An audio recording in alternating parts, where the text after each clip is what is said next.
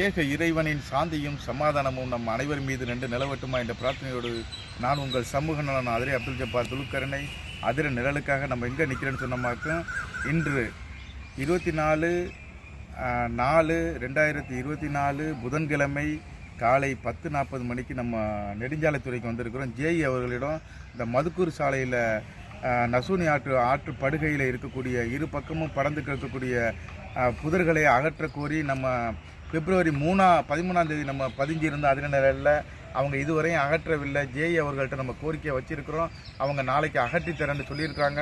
இது வந்த பின் காப்பதை விட வருமுன் காப்பதே சிறந்தது என்று தொடர்ந்து 3வது முறையாக நம்ம இதை பதிவிடுறோம்.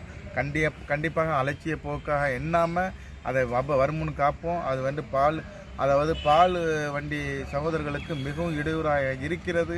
அதே போல் அங்கே ஒரு ஒயின் ஷாப்பு ஒன்று இருக்கிறது. அது ஏறி கிராஸ் பண்ணும்போது விபத்துகள் ஏற்படும். அதை தயவு செய்து வருமுன் காப்போம். அந்த திட்டத்தை நீங்கள் கையில் எடுத்து நீங்கள் அதை அகற்றி கொடுங்கன்னு சொல்லியிருக்கிறோம்.